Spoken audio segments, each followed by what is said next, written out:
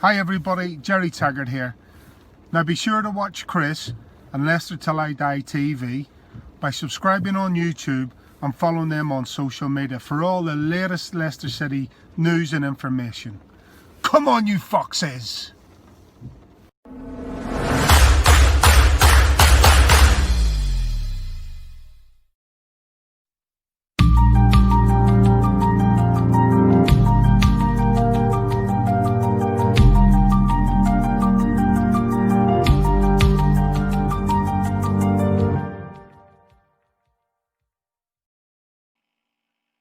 Good evening. How are we? It's another late one. Get your sleeping hats and your cocoa and your carpet slippers ready. Here we go with another post-match show.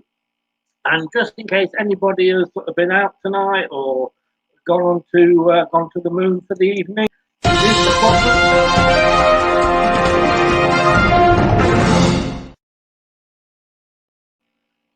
problem. 4-1. How are we feeling? I mean, you know, we're second in the league. We're top of our Europa League group. We're just breaking a load of records of how many games we've won at the start of the season. I mean, does it get any better? You know, what? You know, I just don't think it does get any better. We like this as well. I'll tell you something. Weather was bad tonight. It reminded me of a certain game against...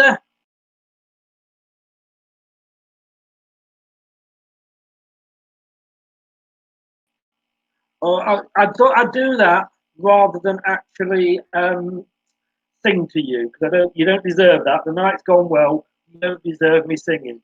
But 4-1 it was. Away win at Leeds, who, you know, took Liverpool all the way and managed to sort of stuff Villa, who were doing well. So it's going to be a good win, hasn't it? And Alan Bennett, the Leicester Till I Die blogger, who does my man of the match and rates the team manager, he gave 9 to the team and 10 to Rodgers.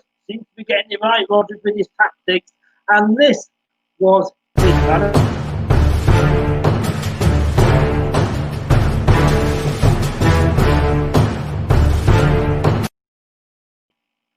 Do you agree with him? Let me know. Please, if you're watching this and you can sign into StreamYard, it's free and there's nothing to download. And it just means that I can see who you are. So like this, let's just say a couple of hellos.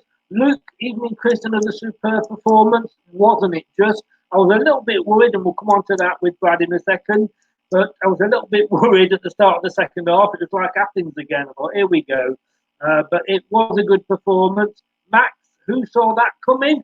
What a win. Well, at 1-0 after 2 minutes, I was getting ready for the nines, I've got to be honest with you. Facebook went user, great win up the city. Not sure who that is. And again, because they're not signed in, a high back to the Facebook user. And another one, another tactical masterclass from Brendan.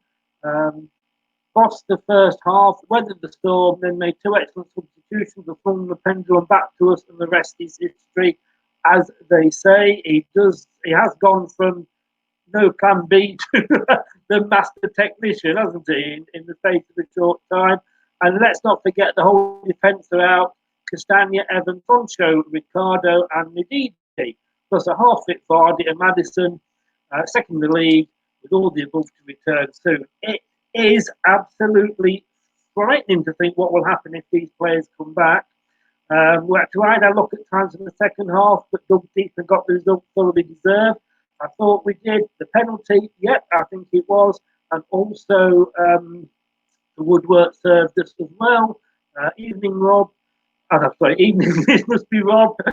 Great win. 2 19-year-olds for Farmer and Thomas. Brilliant lads. Um, Mark Chorner, hello. Great show from our reserves tonight. Not pretty much like that. Man of the match for Farmer for me. He is. He's only going to get better and better, you know. And again, Facebook used a good game tonight. I'm about to make Dale Twigger's wife very, very happy because not only is he here tonight, because we're playing on Thursday night, he's going to be in a post-match show on Thursday as well. Let's bring Brad in and let's make Dale Twigger's wife very happy. Good evening, Brad. How are you? Good evening, Chris. And the answer to that question is the sky blue. I'm always happy. Yes, I am happy, mate, after a result like that. I think I'm happy because Perez wasn't playing. Let's get that out and get the elephant in the room out the way now. what? Who said that? It wasn't me. Me, not like Perez.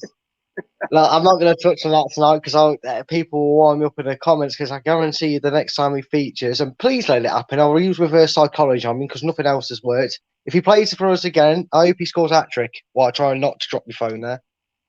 That was great of me, wasn't it? Yeah. Hello, Facebook user. Yeah. Don't let your wife on.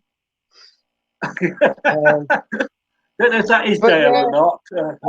I feel like the comments got that pretty much covered. So I'm just here to say, great win, good night, see you later, thanks for joining, people, because they covered the pre-match themselves. They've covered the post-match really well. I can't They pretty can't much believe, have, haven't they? They've covered the full 90 yeah, minutes. I mean, we spoke before we spoke first of all when we always speak before the game, but we spoke when we had they announced the team early on. And, you know, I was a little bit, you know, like, oh, what's happening? Who's injured now? What have you? You were pretty confident, like you said. There's not a lot we can do. We're pretty much again down to the bare bones. But I always said, you know, we were never good enough to have a B team out there. But my God, are they playing well? yeah, they did, and let's not remember it's something we stated a few times, especially when we first started this, that we haven't had a fully fit starting 11 out there, to my knowledge. I don't think we've ever had No. a fully fit starting 11, as in what is our plan A, I guess you'd call it, and I've been quietly going about my business on social media, giving a few people stick. Not no Leicester fans, it's just friends of mine who were questioning were saying, "Oh, are you a bit worried about your business that you've done in the window and the injuries and that?" Well, sometimes you don't have to go and splash 400 million like Chelsea or Man City. Sometimes you can do these things, and it just shows that sometimes it's the quality of depth, not the quantity of it. Because to mention a famous team on here that I like to bring up a lot because a lot of my friends are Spurs fans, but when you lose to Royal Antwerps, with your depth in numbers, I kind of think it shows a lot when we go and put four past the side who are no mugs. Even at 2-0, I was saying to some people that were coming to me, and I've learned from my years on social media not to jump the gun when the team's going well, because everybody knows 2-0 is the hardest scoreline to defend. I was like, look, Leeds are no mugs. They'll come back in this game. And I think you summed it up perfectly. For 10, 15 minutes after they got back into it, I did feel a bit like Thursday night. I thought I was like, I need this done. I mean, I'm normally like this for the last 10 minutes, but once they scored, I just want to quickly say there, Mark, thanks very much. Your name is now up there. James, if you want to sign in, then you can look like Mark. Well, you won't look like Mark, but he's Mark, but you'll look like yourself and we'll see who you are. But yeah, it was like almost like I say Athens over again. And when they scored and came straight out, it was that was my 10 minutes when I was like, what the, I was actually sort of put the radio on rather than watching it because it's always easier to listen than watch. But what a start! What a start! They could have gone 1-0 up. We got the ball up the other end, and Vardy, lovely bit of play, got in Barnes, 2-0 up. Sorry, 1-0 up, 2 minutes in. Yeah, and it could have easily been Leeds 1-0 up and Bamford put it pretty much anywhere. I mean, I know Casper's got a great reflex save on him, but I think anything wider than 5 yards, well, not even 5 yards, but any sort of width either side of him, he wasn't going to get anywhere. It was too close to him. And then just as fast as Vardy is, the ball's up the other end. And I tell you what, I will be impressed with tonight. And I want to go for a bit of a shout out here for my man of the match. And it's Christian Fuchs. Now, before everybody looks at me with a bit puzzled in a way, because I don't think anyone had a bad game, but Christian Fuchs just proved them people wrong that maybe questioned him being in the team going against a lead side that come at teams with pace, and they did it for 90 minutes regardless of the scoreline.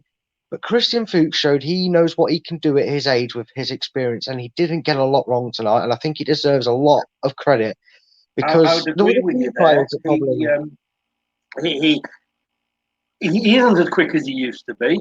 I think no. you'd admit that. But I think in a back three, it's perfect for him. In a back four, I don't think he's got the pace for a back four. But obviously at the moment, with our with the Yeah, injuries we've got, we ain't got it has much to be a choice. back three. Yeah, we ain't Sorry? got much choice. No, We haven't got much exactly. choice. But the Yeah. point is, he used his experience and his football knowledge Yeah. to do well in that game today. Because honestly, some of their wingers, I'm not the biggest knowledge on teams outside Leicester for the squad and that, but the way they play today and they come at him, he could have easily got outdone. He could have got beaten for pace. He could have been looking at the bench like, please take me off. But he managed it. And he just showed his years of experience and his natural talent that he's still got. And the reason why we are so keen to stop him going to America. I mean, I know obviously, he's going to go against his rights to his he's supposed family, to but retire about 4 years ago, wasn't he? But I can yeah, remember what you said there reminds me. Do you remember when we signed Tony Cottee? And yes, I Martin do. We O'Neill signed bought him from Tony Cottee, and we thought, this guy's in a wheelchair, and a bit same with Kevin Phillips, though probably not to such a good degree, but certainly with Tony Cottee, he had Emil Heskey at the side of him, and he used his brain to get into the position, and he let Heskey do all the running for him. But he had, yeah. you say, he still had that football brain, and exactly what you were saying, with Fuchs. Yeah, and again, I mean, it was quite ironic. It was actually I even said to myself when he came on, Wes Morgan, that is, he was another one. I know he didn't obviously have a great lot of time on the pitch and didn't do all too much because Leeds kind of died out when it was 3-1, I think. But I said it's written on the stars that he comes on now and this ball in that looks dangerous because Leeds were dangerous from the crosses tonight. When it was a dead ball, not from open play. They were tragic in the first half. But I said, here he goes. Watch Big Wes get his head on it. And the first thing he did was clear it. The first thing he did was get his head on the ball. So another player that showed age is just a number that's kind of jumping on the Vardy thing and going, well, we've got the brains. That's where we'll beat you tonight. And that's where we did it. And that's where them players did it. And something that was mentioned by I think Sky might have given it. I know on how I was watching the game because I'm having a few issues with my Sky. They gave it to Fofana for man of the match, and I think someone posted a comment in the group saying Thomas and Fofana. I think it came up here saying Thomas and Fofana 19 years old, and what a game they had. You just do. I forgot Fofana was 19 because he just looks like he's been playing in the Premier League all his life. I mean, on Sky, the co-commentator was Alan Smith, and they both said once we'd got past the Pochettino loving on Sky, it seemed to be more than it was at the start, How and even convenient with was Pochettino. And in the middle of his interview, a football game broke out. But Alan Smith said, how rude. these are not exactly. These guys are 19. How good are they going to get? But after they went 1-0 up. Again, they came at us a little bit. They had about a 10-minute good spell, and I thought, oh, here we go. Second goal, obviously, you say it's always a hard score to defend, but it made things a little bit easy to us. For once, we managed to hold out till half time because we usually let one in before half time. And then this fact that we've never actually won on a Monday night, we're suddenly looking in trouble. Yeah, well, I think there was a stat that was pointed out just at the end of the game that just shows you how far we've come as a club in all stretches of it. You had the talent of you had the experience. Had another one that deserves another mention tonight because his ball in for that second goal, Albrighton hasn't lost it, has he, on that right? And we've just shown that maybe like I said earlier, it's not the quantity that Rodgers was out for. With the budget Yeah. he knew he had to go for quality. And yet again, to those that maybe still doubt Rodgers and look at his formations and his lineups with a raised eyebrow, I kind of coming more round to the idea. I think. Can you hear me? You Yeah, point. no, Oh, I was going you, to say, you. I Sorry, raised sorry, my sorry. eyebrows before. Oh, I raised it's my been a long day. eyebrows Yeah, before the game, and Rodgers has gone from this, like I say, no plan B to suddenly a master tactician that everybody is saying this. yeah. And he's got the right ingredients. He's got a breeding of youth. He's got Mm, development from within. He's got players that have been there a while and know each other. And he's bringing in players that know each other on a personal basis. And yeah, one credit to one. I mean, everybody had a game tonight. I think they all deserved a 10. Everyone around. I know Alan gave them a 9. And yeah, still a 9 is a fair shout to give because, it's a top mark. But by God, that under.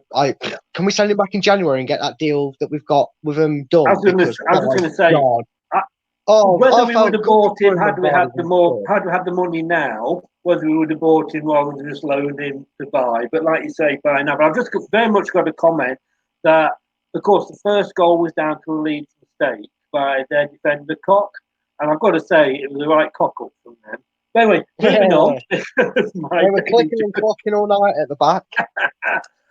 When even the Leeds fan that I did the opposition view with, actually, he came on afterwards and went, "What a performance from you guys!" So, but then we start the second half pretty much like we did with against Athens, and it was almost like a tale of two halves, wasn't it? It was like, what the hell? It was almost like it was, we were backs against the wall. Yeah, and look, that's testament to a point. I know the result was 4-1, and Leeds fans might struggle to kind of really say anything good about that game apart from that spell. But they are no mugs, and I know the scoreline was 4-1, and obviously it's a great result for Leicester, and we did deserve the win. Probably more based on our first half performance and maybe our last 20 minutes when we got that third and knocked the stuffing out of them. But still, up until that point, Leeds played like us in the first half for a good 20, 25 minutes of that second half and could have easily been talking about a 2-all. Well, you see, shh, don't say I'm that going on to bring here. this in. I'm going to honestly. I'm going to start up a new Leicester Till I Die dating app. Tell you what. I'll have to be swiping away. I'll have to be every, swiping away. every 365 days, somebody finds love with Leicester Till I Die. That's what. Every time Vardy scores, love is made on our website. I should probably rephrase that. Yeah, I would do, Matt. Quickly moving on. But again, again, we've got those. Thanks for that, Dale. Once we've, I mean, they hit the woodwork when we were 1-0 up, and that could have, so when they got it back to 2-1, and that could have easily made it 2-2. So we had so somebody posted in the group, thanks woodwork. But we were really under the cosh. It was like the last stand. But we seem to go through those periods in the match, but we do seem to soak it up very well. Yeah, and you screeched your end. It sounded like someone was coming through from the beyond there, mate. It's Sound of Roger's your trying to get laptop. hold of me. Yeah, he's trying to tell you to calm down. Yeah.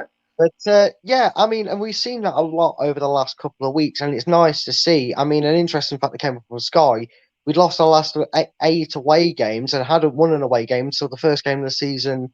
This one, we forget that at the start of the season we was hoping to avoid our ninth straight winless away game, and now all of a Yeah. sudden we can't lose away, which is testament to the squad.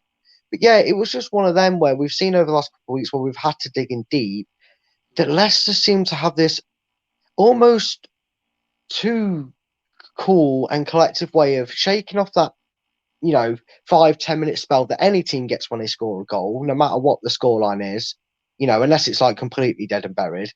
But when and they just sort of they saw it as instead of panicking and maybe trying to get the third and get Leeds back a bit and try and wrestle the ball and chasing lost causes and maybe rushing into things, they kind of went, okay, Let them have the moment. They're going to have the 5-10 minutes. We'll soak it up like we have done before against Arsenal and against Athens, and we'll get out of this because we only need a moment. And it's exactly what happened, and what a moment it was. And by God, if we're worried about lack of pace when Vardy retires, Cengiz Under needs to be a Leicester player full time. I mean, because God, can he again, go? Again, somebody posted in the group, is Under and Vardy starting to look a bit like Mahrez and Vardy. I mean, it's early days. I mean, it's early days, but that pass, that one at Vardy, and how you'd have put your mortgage and lost, but you would have put your mortgage on Vardy scoring. That was a killer pass. He knew where Vardy was going, and it just shows you how quickly he's got an understanding with Vardy, because it reminded me of the balls you used to see from Mahrez, but also from Drinkwater, because it was on the middle of the pitch. And I've noticed a lot. And Tielemans deserves a shout today for man of, not just for man of the match, but just in general. I feel like I could shout the whole team out, to be honest with you. But he's made some killer passes, finding it out where players are, and they just seem right on top form. And it's exactly the start we need to go on top of our European start. It makes Braga very interesting on how he goes about Braga, especially with it being at home, so there's not the travel intake to take into it. We've got obviously Mark, who's made a comment, and I haven't ignored you, Mark. I'm going to come back to that later. We have a chat with him tomorrow night at 7:30 on the European show about Braga. 2 penalty shouts. The first one to Leeds. I mean, the guy fell over thin air, didn't he? It was never a penalty. To be fair to Leeds, and I'll get Bamford had a moment where he maybe went down and probably looked at it. I didn't see them really appealing too much. Maybe the player and the player nearest to him. Andre Mariner had a very frustrating one for me. Yeah. He was very. I think I made this comment in the Athens game. He was consistently poor, and some decisions that he didn't give for both sides, not just for Leicester, kind of made me probably raise my eyebrows more than some of Rodgers' team selections this year, because I'm not going to complain. I'm never going to complain about a start. He could field the under-23s against Braga, and I'd be like, we can win it. Trust him. But it was one of them. And the thing that got me is, from what I can gather from what it was, is all the referee went to the screen to check was if it was inside the box or not, because VAR can only give it if it's a penalty. And, the signal of the screen, i.e. VAR, means that the referee's going with VAR's decision. So VAR only called him over to have a look at the monitor to see if he thought it was definitely inside the box because there is a foul. But why didn't he give it? Why didn't he give it and let VAR help him anyway? I don't know. We'll come on to our penalty in a minute, because obviously that's later in the game. But just after the Leeds missed their didn't get the penalty. And in fairness, I'm not sure the guy who went down. But he didn't appeal. In fairness, he didn't appeal. I've just got a couple of things to bring up here. This guy that must be new to the group. You have LTID in front of your name. What does it mean? Well, I think the first word is loves and the last word is Dale. And probably something to do with his wife in the middle. Stop getting whoever me in that trouble. Is, there's no name there, but whoever it is, think of why what the group's called. It just stands for Leicester till I die, just to get that one out there. Luke had agrees with you. Mariner had a dreadful game. Brian, good evening, Brian. Brian does my match reports, and it will be going up after this show tonight.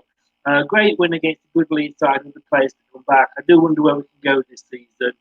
I'm dreaming again. Good night, Chris. Early start for work. Well, good evening and good night, Brian. I hope you're all right. Yeah. And it's Mark says, because it's LITD. Have you? Oh, you have. You in your excitement, you got carried away there, Brad. The excitement of us winning. Yeah. I apologise to Facebook user, but going back to the game. So, that happened, and then we broke under. Great cross again for Vardy, 3-1. I felt a lot easier at 3-1. I must admit, we needed that. Yeah, I thought we were doing all right. I thought we were under the cosh for a little bit, like I said. But I think the 3-1 just gave us the 2-goal lead back again. and it just took the pressure off us a little bit. And then Vardy came off and Morgan came on with sort of 10 minutes, 8 minutes to go. And that kind of, I think, showed, again, good tactics from Rodgers. It was, they were under pressure. Leeds are always going to come at you. And I think that was a good substitution. I think it was. It's smart. It's something teams that have won the league before tend to do. I'm not saying we're going to win the league, but I mean like a team that a good side that's going to have a good season. It doesn't matter that it's 3-1, and from what we've already seen this season and times gone by, just because we were 3-1 up doesn't give us a reason to kind of think with 8 minutes to go that's the result in the bag. Yes, the third goal did knock the stuffing out of Leeds because you've got less time to overturn a 2-goal deficit at that point than you do having the full 45 minutes. But it just made sense. There's no point giving ourselves a bit of a stressful 10 minutes, 7 minutes with injury time added on to the 82, shall I say. It was about 82, 83. You say about 10 minutes with injury time. There's no point giving us the stress of holding on to a 3-2 lead. We might as well shore it up. And like I said, the first thing he did was head it out. So, it paid off dividends. Exactly. And of course, we've got a lot of matches coming up. Yeah. Just to go back, yes, we know he's got it the wrong way round. And Mark, you can't change it once you're in, I'm afraid. So I misspelled when I did it. In the big scheme of things tonight, who cares?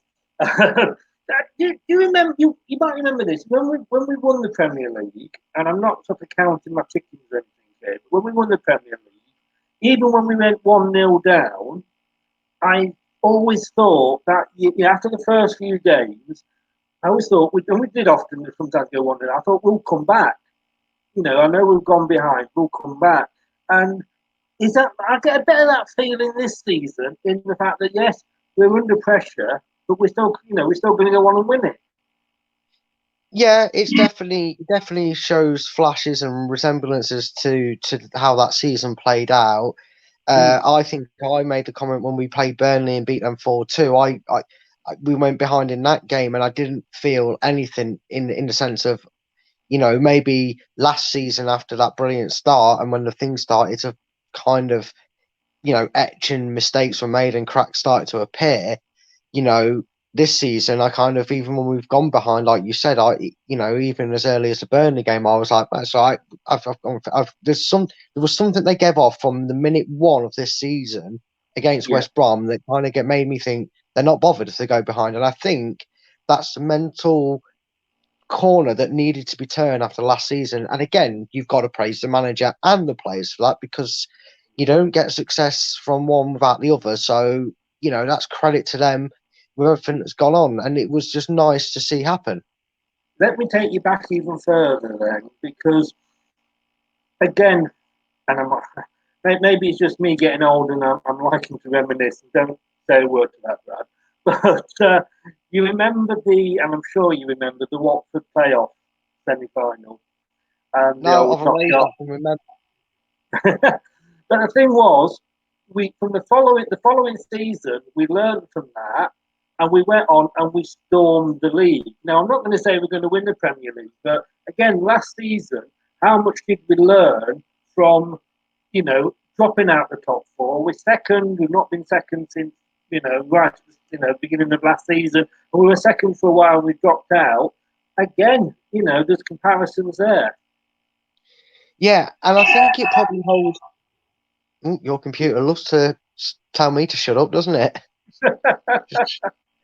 I think it also, though, shows in comparison to a few points that you guys in the comments have made tonight, and it's a point we've touched on. It feels like since the start of the season, and I'll say it again. But I think the difference between this season and them seasons prior is we're doing this and performing how we're performing and sitting where we're sitting and doing, to teams what we're doing, like the Man Cities, like the Arsenals, like Leeds away, which isn't an easy ground for any side to go to, and get any points, let alone a comfortable win like we did tonight. And we're doing that at not full strength. we had two 19-year-olds in because Soyuncu and Evans aren't fit. And I'm not saying Fofana wouldn't have got game time. He might have played tonight regardless if we had the injuries or not because of what he's capable of doing. But again, no Castagne. We had Albrighton as a wing back. I believe that, well, it seems to be the role he played. Fuchs. We had a lot of players out there that probably weren't expecting to get as much game time as they already managed to get under the belt so far. I said to you, I think it was after the Man City game, this squad at full strength is going to frighten the Premiership. And unlike last season, when we were at full strength and then we had a key injuries and that's when we started to fall away. This season, if we can keep going with this, when this team's full strength, I don't think anyone's going to want to play us, personally. It is kind of, again, with you've got to enjoy it. I mean, I was saying, looking at some of the comments on the BBC, and it's like, I posted a few of them, Leeds fans saying like the honeymoon is over now. And I've got to take it 6 games into the season. Do you know what I mean? But you've got to, when it's going well, enjoy it. Going back then to the penalty, Alan Smith called it as a penalty on Sky. I was one of those where I was calling for it, but had it been the other end, I'd have been saying it was outside the box. It was one of those. But I mean, it took an eternity to decide because it was only the game only stopped when there was another free kick. What would have happened if Leeds had scored before they'd awarded us the penalty? Well, I think that's already happened in a game a couple of seasons ago. I think it was actually Liverpool Man City, if I remember rightly. The goal would have been ruled out, I think. I don't think the penalty on that day was I don't think on that day the penalty was given. I think it was that Joe Gomez handball that wasn't given and Liverpool went up the other end and actually scored, but it was checked after the goal. But I think it would have been the goal would have been ruled out had Leeds gone up the other end and scored and the penalty would have been given. I can answer why it took so long in 2 words. Andre Mariner. He was consistently poor for both. But on the basis of it, I think the reason it's a penalty is because, yes, technically, if you're on that line, it's in the box. And I think the only thing VAR was probably saying to the referee in that conclusion is where he's made contact with Maddison is, because that's where it is. It's where you make contact with the player. His left foot was well inside the box. His 95% of him was inside that box. It was probably a toe end of his right boot that wasn't in the box, but that's not what he tackled. That's not what he ran into, because that's what he did. He ran into the left side of Maddison that was inside the box. And VAR cannot get involved, as they stated on the stream I watched. I don't know what they said on actual Sky. VAR could not get involved in calling that back if it was outside the box. So I think the only thing they needed to do was check the lines, make sure the referee was happy that it was in the box, which is all he seemed to do when he went to the screens, because he literally started it, changed the angle, and then went, penalty. That's all he did. So I assumed that the foul was right. I think it was a good call. I think if it was in the Leicester box, it would also been a good call. Yeah, I think in fairness, and all credit to whoever the guy was at VAR for actually making him do that. But just a few more comments now before we round it up. Thomas looks a class player at tender age of 19. He could become £100 million player in years to come. Let's hope so. I'm just going to go back now and bring up a comment from Mark. I'm just going to try and find it now. Here we go, Mark Heath, who does my European show with me on a Wednesday night, and he will be with me tomorrow night, hopefully, on Wednesday at 7:30. We are looking strong, second in the league, 2 home games to follow in Braga and Wolves. Things are looking rosy. Do you guys think we'll stick with the back 5 and the likes of Soyuncu, Pierre and Evans are back?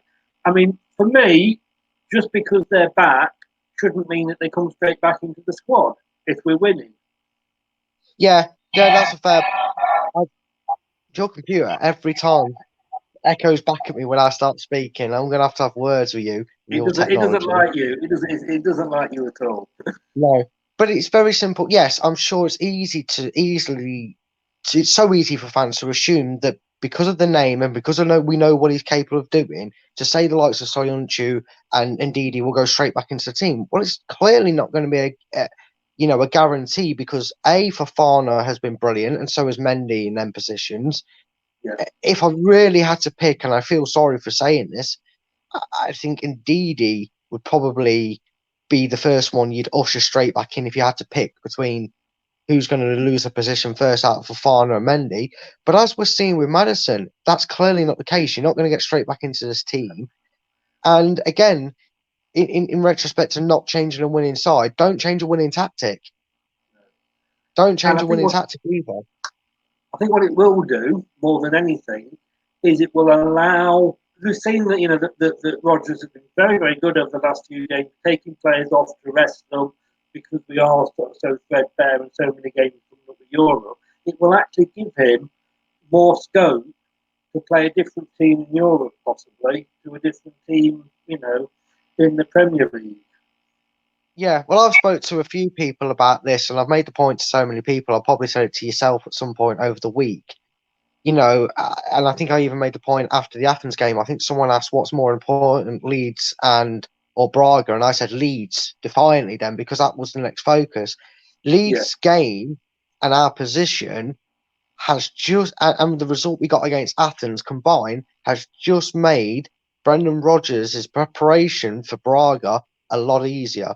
Yes, like I said after Athens, you don't win the group after one or two victories. But if you can, if we can now afford with the injuries we've got, and maybe there's a few players like Evans who are coming back or will be in training for the next couple of days, that you can give that match time to just to top up their fitness levels or get them back onto their fitness levels. And you get to give players like my best friend in the world, Perez, maybe might even get some minutes if the result's going well. I think Under deserves a start. It'd be nice to see him get another 90 minutes. There's just a few names you get a chance to give out to. Yeah. I think Brendan's shown that he's not scared to change the formation when necessary. No, he's definitely not. I think we look comfortable with the back three. It allows the wing backs more freedom to go forward. Well, you don't get more comfortable than winning games, do you? No, you don't. Let's be honest. And it's something that we've not sort of been known for playing three at the back, but winning gives the confidence. But hey, I say, it was 4-1. We are second in the league going into Braga, and we've got to be happy. Brad, thanks so much for joining me. Yeah, no problem, mate. And you know what it is? Leicester like to be first and second. First in one, second in the other. Yes. Well, let's hope after the week, going after Thursday, that we are more clear in first place, shall we say? You can't split. Yes, definitely. But, anyway, that would be lovely. Thanks very much. I will see you hopefully Thursday night. Yeah, definitely. Thanks, guys, for getting involved with your comments as well. Yeah, okay. Thanks a lot, Brad. And I don't know why my computer keeps whistling at you. Maybe you've got another fan and it just likes to give you a wolf whistle every now and again. maybe. Take care of yourself, Brad. Thanks very much and stay safe, buddy. I'll see you on Thursday. Yeah, see you Thursday. Stay safe, guys. Cheers. Bye. So thanks a lot to Brad. Like I say, he will be back with me on Thursday. You've got us every night of the week this week. Can you not get enough? Tomorrow at 7:30, I will be back with Craig with the Tuesday show. On Wednesday, we'll be back with Mark and the pre-European show as we come up to Braga. On Thursday, I'm going to keep up with this now. On Thursday, we will be post-match with Brad after the Braga game. On Friday, we'll hopefully have the opposition view with a Wolves fan. Saturday, we do get a day off. You do get a break from us. The Sunday, it's a lunchtime kickoff. We have got Wolves. And then, of course, we've got an international break. And we've also got a break from Europe as well. So, first of all, guys, I will see you tomorrow. Thank you so much for joining us. Thank you for your comments. Always appreciate it. If you didn't join us, it wouldn't really be worth us doing it, although we'd probably still sit here and talk. Stay safe, guys, and I'll see you tomorrow. And don't forget, If you want to watch this again or you've missed any of it, it will be on YouTube in 10 minutes. All the social links are below. Brad would absolutely love it, Mrs. Twigger, if you all follow us on Instagram, because he looks after the Instagram for me. So give us a follow on that. Leicester Till I Die 1. Brad will love you forever. But whatever you do, remember, stay safe. Thanks a lot, guys. Good night now. Hey guys, Ian Hume here, ex-Fox in the Box. Watch Chris and Leicester Till I Die TV and follow them on social media for all the up-to-date Leicester City news and information. Cheers. Shut up and sit down.